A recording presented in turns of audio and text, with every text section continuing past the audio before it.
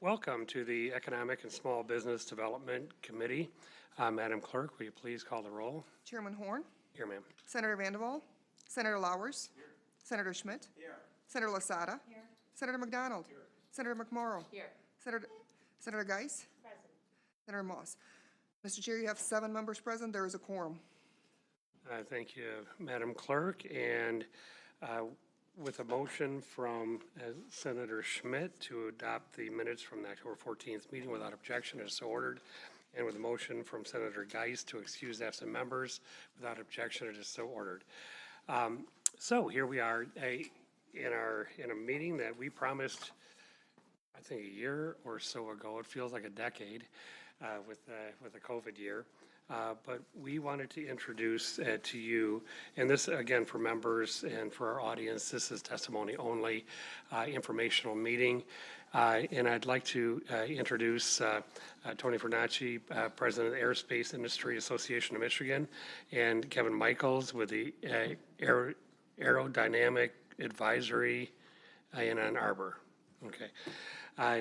But gentlemen, thank you, and we just wanted to, after working with you on, on a project a year and a half or so ago, we got to talking about the significance of the aerospace industry in the state of Michigan. And I'm not so sure outside of Senator McDonald and his caucus that people recognize the, how important your industry is here. So with that, I'm going to turn this over to you, and the floor is yours. Mr. Chairman, committee members, thank you for allowing us to come in and speak to you this morning. I'd like to start off, I'm going to introduce Kevin Michaels, who is on our board of directors. And what was interesting is when I went to print off, I know Kevin very well, but I thought, well, I'll print off his bio just in case there's something on there I didn't know about. But Kevin is a real asset for our board of directors. He does consulting around the world and is really looked at globally as a subject matter expert on the aerospace industry, and we're fortunate enough to have him advising us on our board. But what caught me about his bio is the bio is like a couple paragraphs, but then when I started going through the list of where he has been interviewed or quoted or part of a program, Aviation Week, Flight Global, CNBC, New York Times, Financial Times, Crane's Chicago Business, Fortune Magazine, the Wall Street Journal, The Economist, truly somebody that does have a good handle on the industry. So it's my pleasure to introduce you, Dr. Kevin Michaels. Thanks, Tony, for that over-the-top introduction. Now I can only let you down, but Chair and committee members, thank you so much for your time today.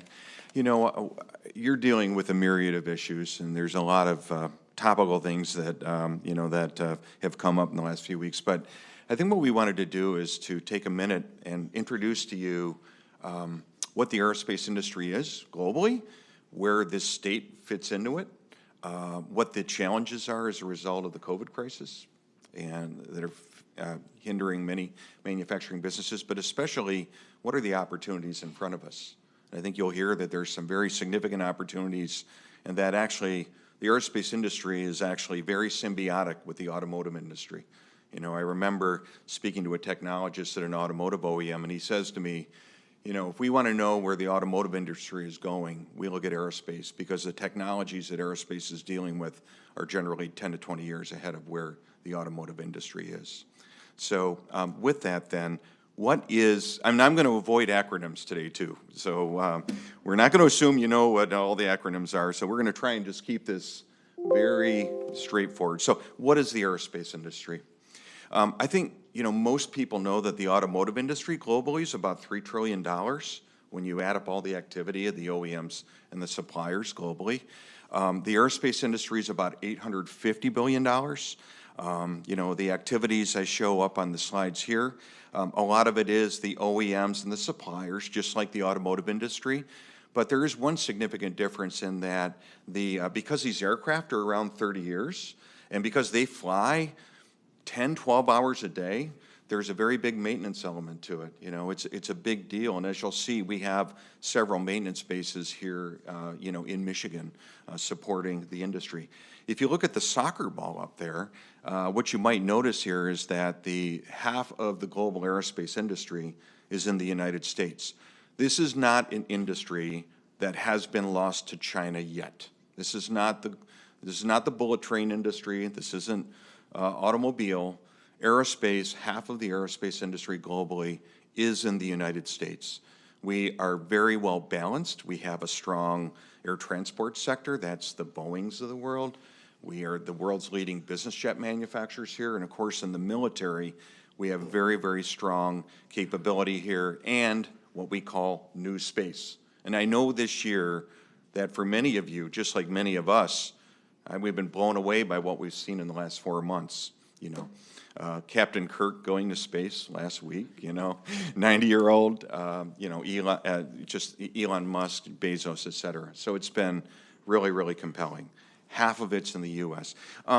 This is the country's #1 manufacturing export industry, and it is the source of high value-added jobs, just like the automotive industry. So it's a big deal.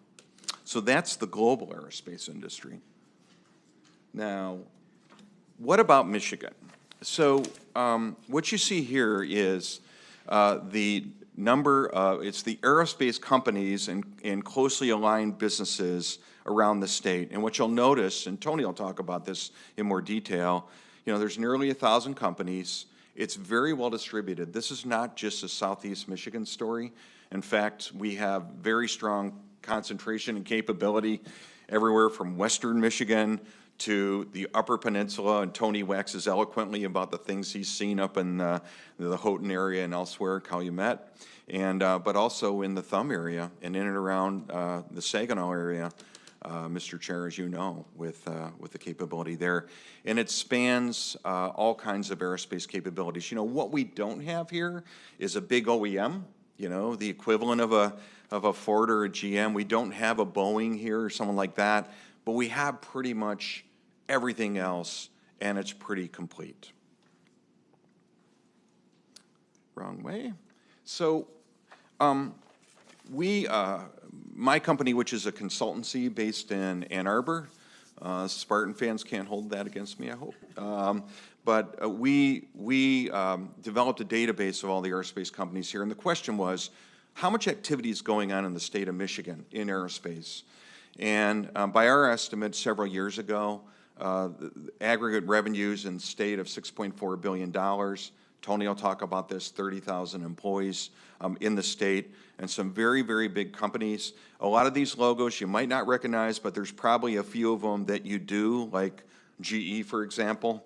You know, Pratt & Whitney here in Lansing, employing over 1,000 people with a very big high-tech factory, making the fan blades for their newest jet engine.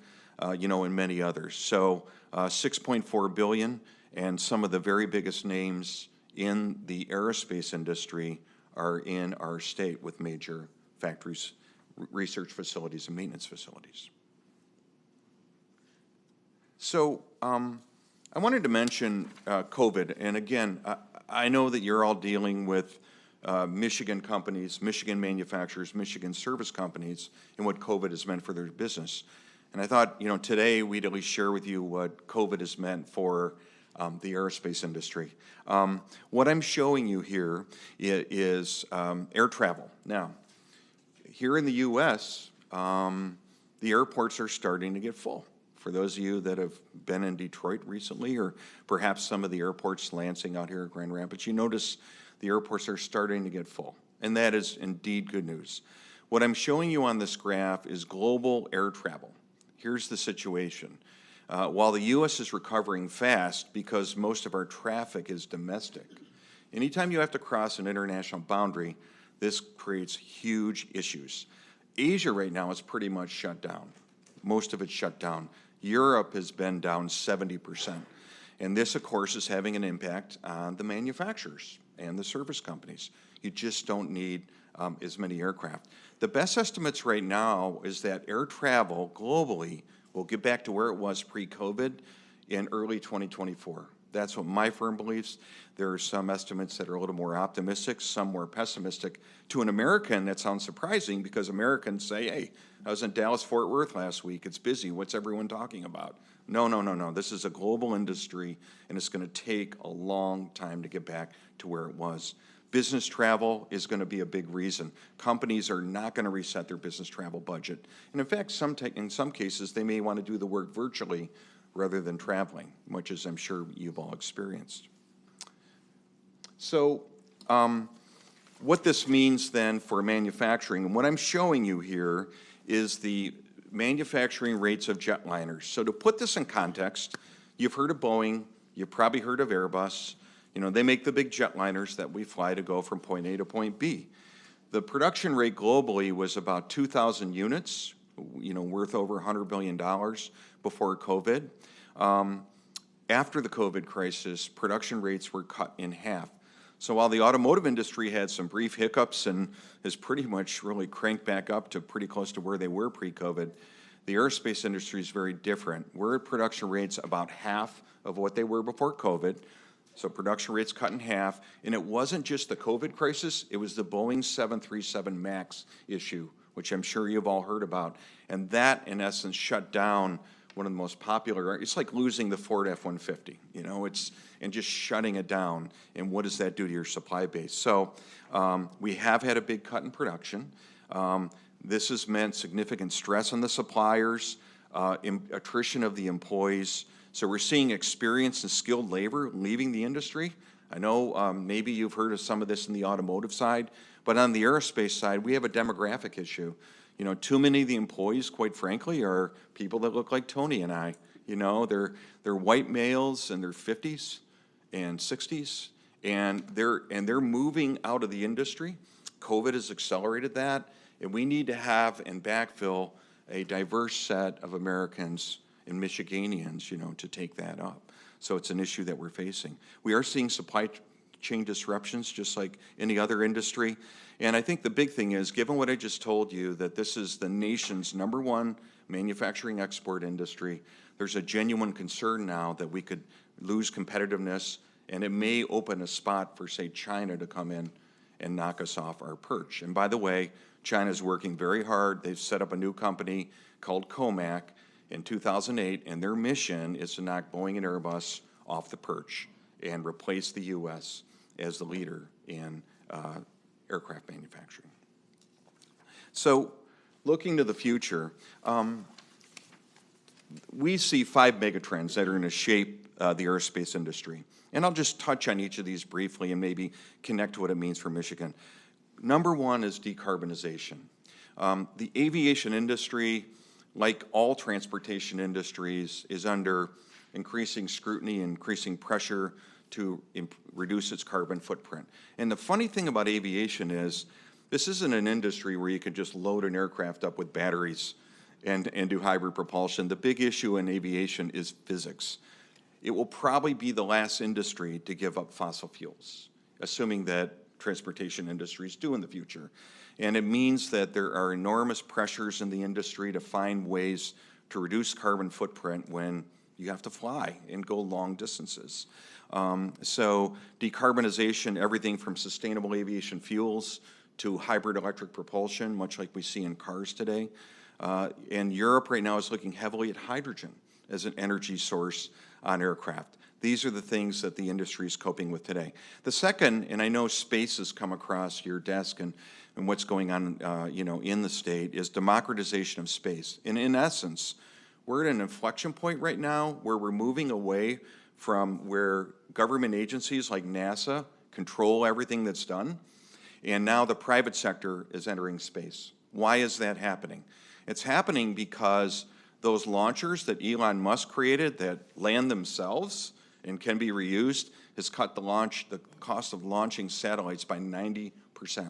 So it means that entrepreneurs now that have ideas like putting small CubeSats in orbit, we have a AIAM member behind us here whose company does that, can now get into space and do different things in space. It opens up space tourism. So we're going to see an absolute explosion of entrepreneurship in space in the years ahead. And to put it into context, right now in orbit, there's about 3,200 satellites in orbit right now. The estimates are by the end of the decade, it will be 10,000, and some estimates run as high as 50,000 or more. So we're moving from government agency-controlled space to private sector space, and that's going to change the game in terms of opportunities for companies. Autonomous systems, we all know about this with what's going on here in the state with cars and so forth. And this isn't just those, urban air mobility things, which I'll touch on in a minute, that you've seen, those diagrams that you've seen about catching an Uber from here to Okemos or whatever it may be. Autonomous systems is very different because I think the big movement here will actually be on the military side. And the fundamental change will be, rather than just building another new fighter that costs ever more to operate and to develop, we're going to now have fighters that have drones attached to them. So you're going into combat or you're doing your mission, and you might have 2 or 4 drones connected to your aircraft that are there to assist you. It's far cheaper, it's far more effective, and the first country to really deploy the system right now is Australia. Boeing is actually building a factory to help them do that. Why are they doing that? Because they're right next door to China, and they can't outspend China. They have to outthink China and be more advanced. So this is where some of the activity is in this area. Digital development is a big deal as well. We're moving we're moving to an era now where you can design things faster and cheaper with new tools. Sometimes this is called Industry 4.0. But it's a new set of tools, and we're going to talk about R&D today a little bit, and we think this is essential to moving forward. And then finally, advanced air mobility. And advanced air mobility is, in fact, moving people and goods from point A to point B and really helping redefine our transportation system. For those of you that represent small communities where maybe you've long ago lost air transport service or regular service to your communities, this actually holds the potential for connecting small communities into the aerospace ecosystem, into the fabric of the transportation system, and there are big opportunities for our state in this new emerging area. And final comment I'll make is that on advanced air mobility, the estimates are extraordinary. I'm not sure I believe these. I think a lot of them are just they're mind-boggling, the numbers, but one of the more conservative estimates is that by the year 2040, advanced air mobility will be worth $1 trillion globally. So what is interesting is that who will get this business? Who will be the leaders? Aerospace suppliers like to believe it's going to be them, that we will make the parts and components for these new vehicles that are going to become part of our transportation system. However, the automotive industry looks at this, and a lot of automotive suppliers say, you know what, we're the logical people to do this because we know how to make things we're far more productive than aerospace companies, and we can make things for a lot lower cost. And economics are going to be key for this to work. You're going to need aerospace technology, but you're going to need automotive-style supply chains and costs. And then Silicon Valley says, aha, no, we're the ones that are going to take this cake. This is going to be our industry. And I think a message for all of you here today is that I personally think it will be a combination of aero and auto that carries the day in advancing air mobility, and that we in Michigan now, by combining our aerospace industry and investing in it with our incredible automotive supply chain and our deep pool of mechanical engineers and skilled labor, we're in a position where we can grab this and become a leader. And so, anyway, these are the big things that we think about in aerospace today, and this state has an opportunity to seize a few of these megatrends and create a brighter future for our citizens. So, Tony, over to you. Thank you, Kevin. So Kevin represents one of our members of the board of directors. What really makes the organization whole is, our board of directors. And in our board, some of the logos you'll recognize, obviously, with GE and Pratt Whitney and Eaton that are here in the state. But we have, small, medium-sized companies on our board as well. When we set up the board of directors, we did it intentionally to make sure that we had different size companies represented, small, medium, and large. Different parts of the ecosystem, whether it was engines, avionics, engineering, and technology, but also different parts of the state as well. Because as you saw from Kevin's map that he showed earlier, the industry's all over the state. And there's some amazing companies up in the UP and incredible technology. And so we have a board member from the UP as well. It's actually our second UP board member. So we've really determined that we want the whole state represented. We wanted all sizes of business represented and different parts of the ecosystem. What's really key here is, Kevin is just representation of one board member. But this is what drives the organization because it is that connection, that knowledge of the industry that helps us, that guides us so that we can be a real asset to the companies here in the state and help grow the industry here. This is just an image to say the whole industry is here, as Kevin spoke about, whether it is the R&D work, the engineering, the advanced, production, through the production phase and then aftermarket. Between our board companies and the member companies we have here, the whole ecosystem is here. We're not saying build it and they'll come. Kevin and I have both had the opportunity to travel all over the world. We see a lot of different states and different countries that would love to have aerospace, but it's not something they have today. It's here, and we're just saying, let's not let this continue to be Michigan's best kept secret. Just a little bit about what we do as an organization. What you're experiencing today is obviously the advocacy piece. From day one, when we set up the organization, we felt it was important to have a voice here in Lansing. Because we know that, for good reasons, Michigan really turns its attention a lot to the automotive industry. And we felt that our role, as what we're doing here today, is to educate and inform our legislative, process. Because how would you know? If we don't help you understand that and don't answer questions and provide information, how do you know what the opportunities are? How do you know what the risks are? And what can we do together to try to help the industry be successful and grow even larger? It's been here for 100 years in the state of Michigan. And for those of you that know your history, aerospace and automotive intersected back in World War II at Willow Run. And if you're not familiar with it, I suggest you refresh your memory or read up on it. It is an unbelievable story that's literally saved the world. And it was just unheard of. And it's really what is the catalyst of what started the industry here. The challenge is, what the state does very well is automotive, and the aerospace industry has been overshadowed by the automotive industry for understandable and good reasons. What we're here to say is there's more opportunity. It really comes down to simple economics. Right now, Michigan's strength has a chance of becoming our weakness because we're typecast. The state is typecast as an automotive state, again, for good reasons. But when an aerospace worker gets laid off in Seattle, and it's happening today, or Southern California, Texas, Kansas, you name it, when they walk out the door and they're thinking about their next aerospace career opportunity, they're probably not thinking about Michigan because they think Michigan builds cars. They're not in the aerospace industry. But what we want to do is change that. And what we need the state to do is to help us promote the industry that's here.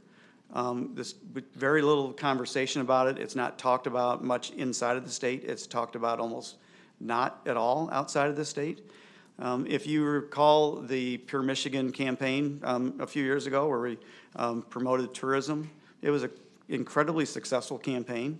There's people that spend their tourism dollars here today because of that campaign, but people didn't know about it. They do now.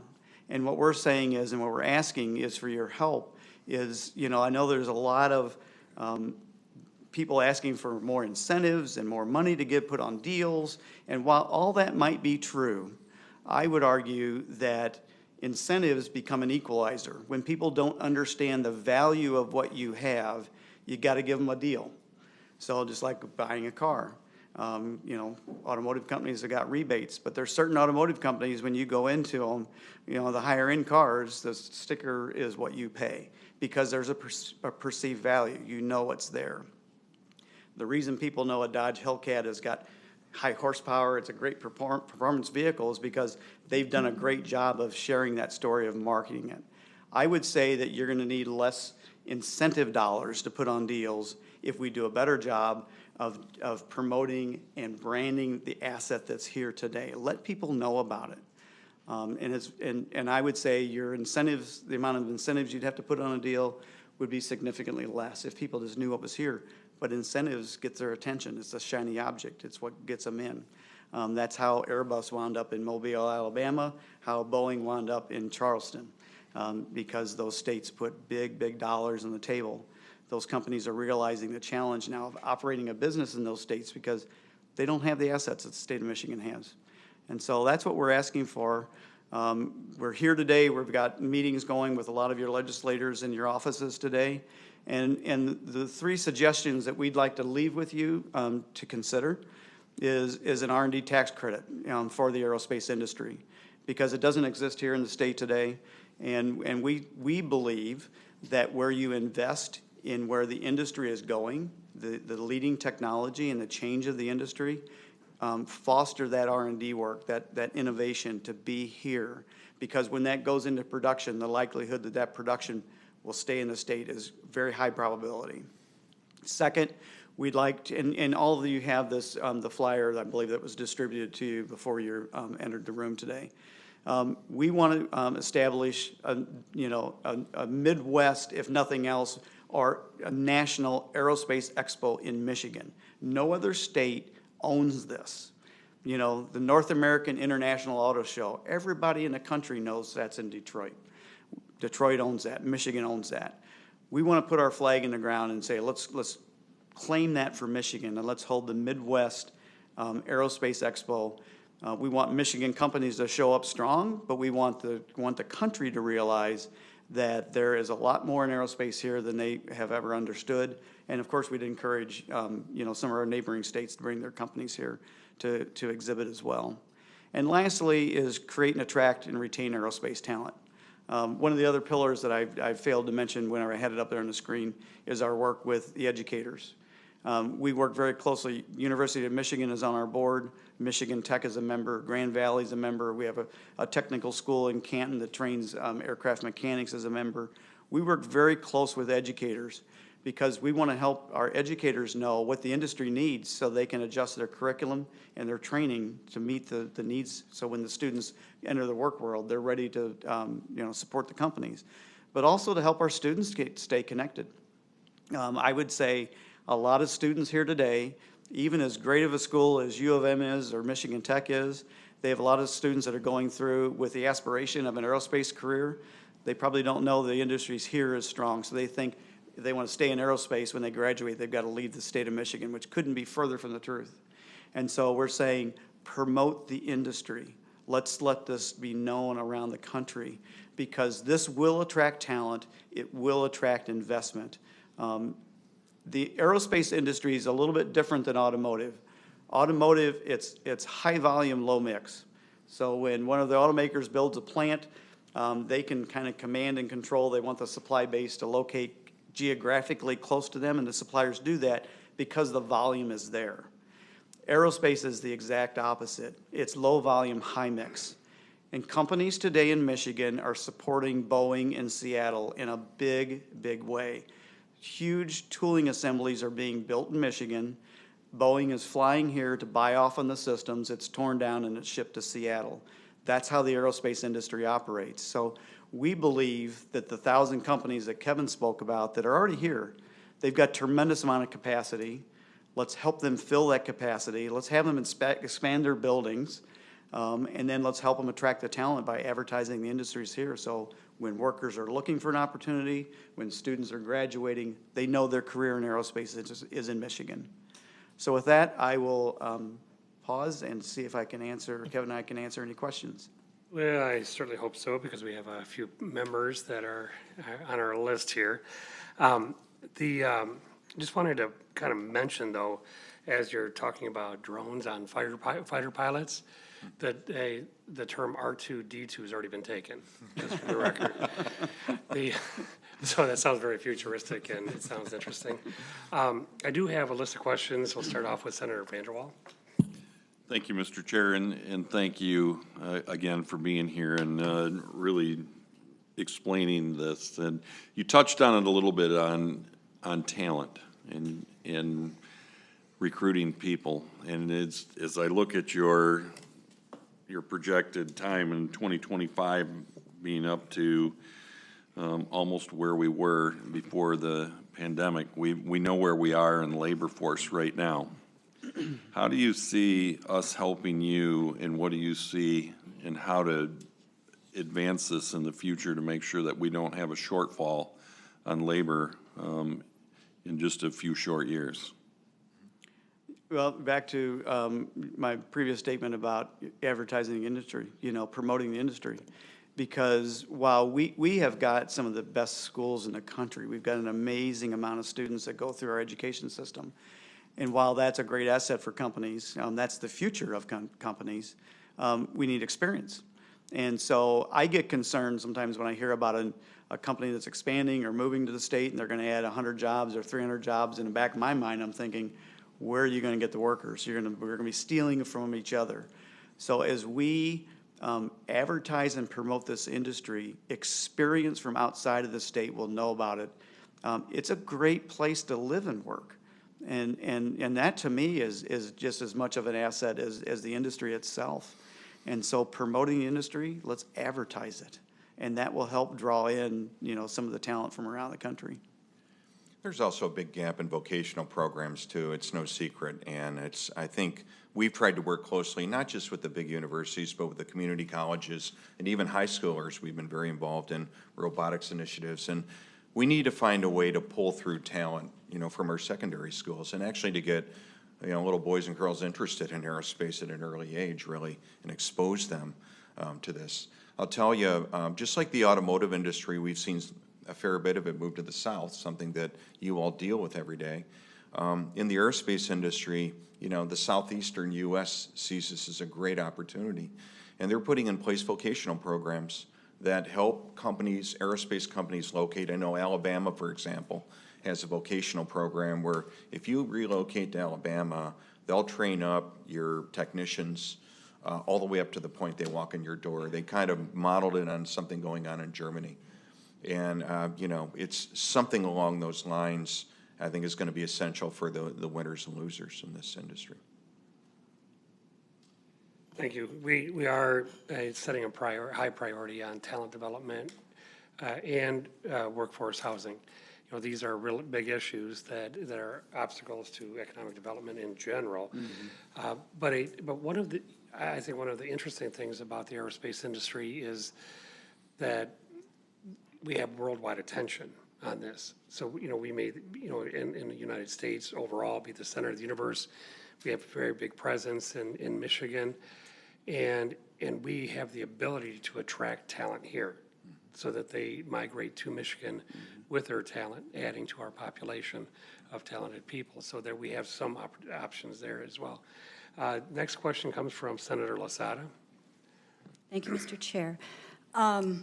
So I just came back yesterday from Houghton, and so I have a brother that graduated from Tech about 35 years ago, and he went to General Dynamics in San Diego. And I don't know what the job market was like back then. It seemed like we really needed engineers, and we didn't have them. But you talk about the different things that you're doing with aerospace. Are you still getting government contracts? You're still working with the government, and they're giving you contracts. And I'm very excited about this. And Senator McDonald has talked to me a lot about this, and I think he's very excited on the inside. I show it more. So I'm very excited. But so, I'm definitely on board with looking at what we need to do. So I have a question, though, that doesn't pertain to what you're asking for. I heard on the news today about China having developed something that can attach to their satellites, and it has to do with weapons, that we have an agreement with Russia not to do that, but now China has come through, and they think that their whatever it is has gone into space. Can you tell us about that? Do you know anything? I am not. Okay, sorry. Yeah, I didn't. Fortunately, don't have. And then I guess my final question is, I thought that Captain Kirk was already in space. Thank you. Thank you. That's the magic of TV. So I've got another few members on the list here. Senator McMorrow is next. Thank you, Mr. Chair, and thank you both for your testimony today. Something that I think is really, really exciting about Michigan is our young talent. Our first robotics competitions are so fun, and you just see how excited and brilliant our kids are at solving these problems. Before COVID, had the opportunity to kind of MC one of our local robotics competitions, and there were multiple all-girls teams, and not only all-girls teams, but all girls of color. And, I think you highlighted it in the beginning of your testimony, there's kind of the disconnect, and it's not just in this industry, it's in a lot of industries where I think young kids, particularly young girls, are looking for, okay, where am I going? And don't see themselves. So what is the industry doing, and what can we be doing to help these girls who are so excited about this see the opportunity and not look at an industry and say, I don't see myself there and I'm going to go somewhere else? Yeah. We actually believe that there's a tremendous amount of potential for the young talent, and particularly for young ladies. On May 15th, we partnered with First in Michigan, and we had a virtual event because it was when we still couldn't do the in-person events yet, and it was focused 100% on K through 12 girls. We had 7 or 8 speakers from NASA, all professional females. We didn't know. We figured by that time everybody would be zoomed out and nobody would want to participate. We had almost 400 people register for this event, and it was a free event that we offered. And it was to inspire these young ladies and their parents to consider STEM education and aerospace as they're thinking about their educational journey and future career. And these ladies from NASA talked about, my life went like this, and today I'm an engineer on the Mars project. We had one professional member of ours that was in the Grand Rapids area. They're actually doing work for NASA from Grand Rapids. So we believe, we look at the talent pipeline like putting gas in your car. If you don't put gas in your car, you will be stranded on the side of the road. If we don't invest in our young talent, we as an industry, as a business community, will be stranded without the talent to get the job done. So I couldn't agree with you more. I serve on the Industry Advisory Board at the University of Michigan's Aerospace Engineering Program, which, by the way, is the first school in the country to teach aerospace engineering. We think of ourselves as being a deep mechanical engineer pool here, and we are. We have the deepest in the country. But we also have one of the top 5 aerospace engineering programs in the state, and I can tell you that our #1 goal at the University of Michigan Aerospace Engineering is diversity and inclusion. And we're doing outreach to schools, high schools in Detroit and elsewhere. We are focusing heavily on trying to attract more talented female students, and you're absolutely right. Young female, they look and they say, where's my role model in this? And you've got to start building that pipeline. So I can tell you that, at least speaking for University of Michigan, it's a major, major initiative to improve the diversity and inclusion at the school. So. And I'd like to add one more. If you have an opportunity today, because we are set up in the speakers library over in the Capitol all day today, and we have 7 companies or organizations that are exhibiting. Michigan Tech is there with us. And they brought 3 students, amazing students with them. Michigan Tech has a satellite in orbit that the students built, and it's doing real work. It's not just up there flying around. And they have 2 more satellites that are scheduled to go into orbit in the next several months. So if you want to see some of the best examples of this, what Kevin talked about, it's also being done at Michigan Tech, and you can meet these students over in the library today if you have a chance. We found at Michigan, one more comment, is just this new space, what we're seeing on TV, all these new opportunities. We're finding that the students that come into Michigan, 80% of them want to focus on space, not the air-breathing stuff that we grew up with. It's space, and that space is attracting a broader demographic of students, including a lot of young ladies as well. So, Thank you. It's good to hear that you're, obviously doing your part. We all have to. In our LEO committee, or Labor Economic Opportunity Subcommittee on Appropriations, Senator Schmidt and I are working on this bandwidth of ideas for talent and skill development. One of them is getting to parents, talking to them about some of the industries that they wouldn't necessarily think about in skilled trades and in certain engineering programs. And so we're trying to get directly at those parents to be able to sit at the kitchen table and say, all these opportunities, you express an interest in X, Y, or Z, and and the robotics is really a great example of that, because it takes you in so many different directions. With that, I have a question from Senator Geis. Thank you, Mr. Chair, and thank you both for your testimony. Thank you for mentioning Willow Run. It's in my district, so is DPW. I do have a question, in looking at your soccer ball for the global aerospace industry, that I'm noticing conspicuously absent is the continent of Africa. And why is it not included in this conversation about the global aerospace industry when several of the countries in Africa do have a footprint in aerospace? And why is Michigan not leveraging those opportunities for economic development, for global trade, for international trade, especially when we've got both DTW and Willow Run not that far from here? So if you could speak to that, please. Yeah, so why is Africa not very well represented in here? Yeah, it's, a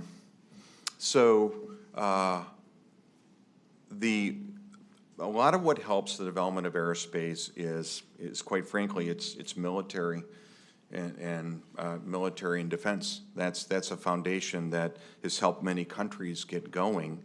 And, the indigenous manufacturing capability in Africa hasn't been very strong.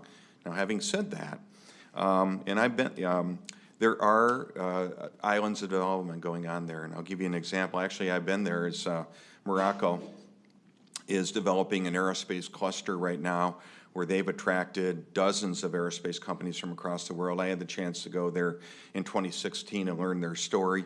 Tunisia is also actively involved in this. What about sub-Saharan Africa might be a question. And South Africa traditionally has been the leader here in this, but there hasn't been much going on between South Africa and then sort of the very north, in Tunisia and Morocco. Not much going on in between.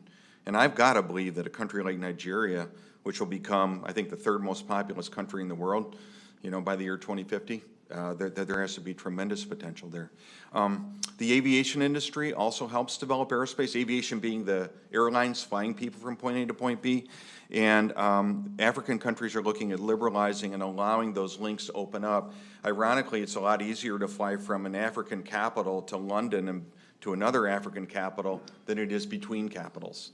And so the aviation industry really needs to develop to promote the links and bring more people into the industry. But I'm not aware of a U.S. program to promote research cooperation with African countries. I may be wrong. I just haven't heard of that before. You're a Wolverine. We can make it happen. Thank you. Thank you. Next question comes from Senator McDonald. Tony, Kevin, nice to see you guys here. Great presentation, by the way. Thank you. You know, with me, you're just preaching to the choir.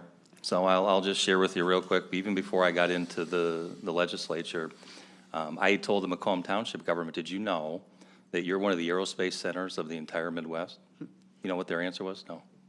They had no idea. So the question is, what is Michigan doing wrong? This is such an unknown strength for us. What is the penultimate reason? And then if you had to choose one top priority, what is it that we can do to get people better acclimated with this? Yeah, I would just say we don't tell our story.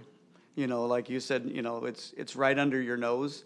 In the Macomb area, Senator, where you're very familiar, they didn't realize how strong of an asset they are, and we just don't tell our own story. And then we just talk about it amongst ourselves. And again, I go back to it's branding. If you don't advertise your brand, nobody's going to know about it. U of M is one of the best aerospace colleges in the country. It truly is. How many kids It's leave? the oldest in the country. What's the percentage of kids that leave the state Oh, after they gosh. graduate? I'd have to, it would only be a guess, but my guess is that well over 80% of the graduates leave. Yeah. Yeah. It'd be better if they knew they could stay. Yeah, absolutely. And Kevin's role as chair of the Industrial Advisory Board, those companies are Boeing and NASA and Blue Origin. I mean, it's the best of the best. And I was invited, actually last week, I went to U of M and spoke to a college of aerospace engineering students. There's about 100 of them. And when I showed this presentation that about the industry here, you could see that, the eyebrows go up. They had no idea. So even, within our schools, we need to make sure that we're sharing that information. That's the mission that we work on. But my concern is, and even though we're kind of aerospace geeks and this is what we do every day, we do read about automotive. And the recent news with, the opportunities that went to Tennessee and Kentucky, we want to avoid that for the aerospace industry. And I would say that the advancement of commercialization of space and advanced air mobility is ours to lose. And the big three are all signing agreements with air mobility companies. I wouldn't say they exactly know what they were going to do with it yet, but the fact they're signing these agreements, Stellantis, Chrysler, FCA, however you want to reference them, they signed a deal with a company, Archer, and guess where it is? It's California. So do we want to lose this opportunity to Silicon Valley? When it's here, there's no good reason why this state can't answer the call and really shine, but we just need to let people know about it. Well, Tony, Kevin, a lot of money, a lot of jobs, a lot of opportunity, and it's ours to lose. So let's make it happen. I appreciate everything you guys do. Thank you. Thank you. Thank you, and I have a question from Senator Lowers. Thank you, Mr. Chair. This is kind of a joint question for the chair and for you gentlemen. I think you kind of hit on, Mr. Michaels, when you mentioned that, we just don't have those well-renowned names. We don't have a Boeing plant located here, so people just don't think about it. We all know, we've all got these machine shops around our communities that are busy in this industry. My question to you, if you would think it's appropriate, and to the chair to consider, is I wrote down Pure Michigan Aerospace. It just seems like we've got this great brand with Pure Michigan, and it seems like we ought to use it for more than just recruiting tourism. We ought to use it to recruit this industry and promote our industry, and why not shine a light on that and get some people talking about it. I agree. And, this is something that, I've been thinking about too since our, kind of our partnership with, talking about a research and development credit a couple of years ago. I focused, very specifically on mobility, which you have a big stake in. And so the mobility, concept requires this. And I was going to ask you, in terms of the research and development, the fuel, just in that arena that you're working with, we have, we can make soy diesel, we can make different kinds of fuel here as well as alternatives to fossil fuel one day when that happens. Is that, in addition to some of the other mobility research that you do, is that part of what you're focused on? So, thank you for the question. So, as I mentioned, this will be the last industry to give up fossil fuels just because of the physics, right? Holding things up. So, the industry term is called Sustainable Aviation Fuels, SAF is the term we use. And it seems like this year is the year where this has really exploded on the conscience, not only of the industry, but of government leaders and policymakers as well. And let me give you an example. Europe just set a goal for 10% of all aviation fuel by 2030 being sustainable aviation fuel. And this isn't just an ethanol story here. This is, it's gotten a lot more sophisticated where we're actually looking at what's the carbon footprint of creating that fuel. And in some cases, Richard Branson back in 2008 flew a flight with palm oil in Virgin Atlantic. And we found out later on that it took as much carbon to create that palm oil as they saved in the flight. So there's a lot more focus now on sustainable aviation fuels that don't have a large carbon, that genuinely, reduce the footprint. And there's a big emphasis now on synthetic fuels, where basically you take a wind turbine and you use electrolysis where you remove carbon dioxide from the air and you combine it with water and you create fuel with oxygen as a byproduct. Now, you've got to have a lot of green energy to make that happen, but I think a lot of people feel that in the long run, this will be one of the solutions. This is the way we'll go on those 8,000-mile trips, you know, while not contributing to carbon in the atmosphere. And then I had a question about the international flights. You know, when you brought that up as well. I can understand, you know, countries kind of managing their borders and people flying in, people flying out, managing the pandemic issue. What about freight? I mean, we're talking about supply chain issues right now. Are airplane parts, I mean, considered a high-value product that you would put on airplanes, or are they low-value products that you would put on ships? How do you, can you tell us a little bit about that side of it? Yeah, so I talked about the carnage, otherwise known as the global airline industry last year, and we all saw the statistics. One of the bright spots last year in aviation, which we didn't talk about today, is air cargo. And it turned out, you know, we've seen the lineup of ships outside of Long Beach and, you know, LA, with our parts, with our automotive parts and other things on those ships. And it turned out that air cargo had an extremely strong year last year, that you know, that traffic is up 15% compared to pre-COVID right now. Aviation parts are high value. They tend to fly on aircraft, but companies like FedEx and UPS and Colita here in Michigan and Amazon have been extremely busy. And it turns out air cargo is probably not only keeping our automotive supply chains running, where you run into those difficulties, but it is really keeping a lot of industry. In fact, 40% of the world's trade by value travels on aircraft. 40%.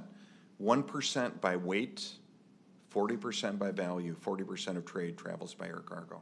So it actually kind of connects the global economy. Yeah, and for our committee, we in a previous term, we visited the UP and we toured the iron ore plant, mine up there, and then followed that iron ore right to a GM plant where they, so literally from the ground up, a car being built. What we learned was that the shipping, Great Lakes freighters, for example, potash, salt, ore, these are low-value products that require a lot of volume, and so that they're best sent by ship.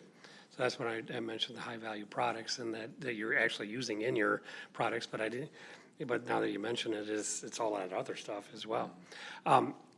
So I think that's it on questions here, but I do thank you for your testimony. It's very interesting. But let me toss this out because I want Janelle Leonard to put me into contact with just the right people. To the powers that be, we have Willow Run is really a bittersweet back and forth story for the state of Michigan. I mean, the arsenal of democracy. Then we lost the manufacturing plant some decades ago to Texas. For incentives that were being offered, that was described last week in our committee. On one part of it, we have on that manufacturing side, we now have the world's largest autonomous vehicle testing site, the American Center for Mobility. And I'm wondering what kind of partnership that the aerospace industry has with that center. And because, I want you to think about it, and this is where the great marketing minds of Michigan can help us promote the aerospace industry. But if that, I just hypothetically refer to as, the Michigan Center for Auto and Aerospace Mobility. Yeah. And, they got 330 acres there. If you're testing drones and planes, we got runways, we're doing expos, in the eyes of the world are on Michigan, right? So we have a lot of opportunities, I think, out there. We just need to, this was the first step, I think, this presentation that you gave us, and I do appreciate that. And this one we will not let die. I think Mike McDonald in resting excited face is going to make sure that we don't lose sight of the importance of aerospace in Michigan. With that, and seeing no further business in front of this committee is adjourned.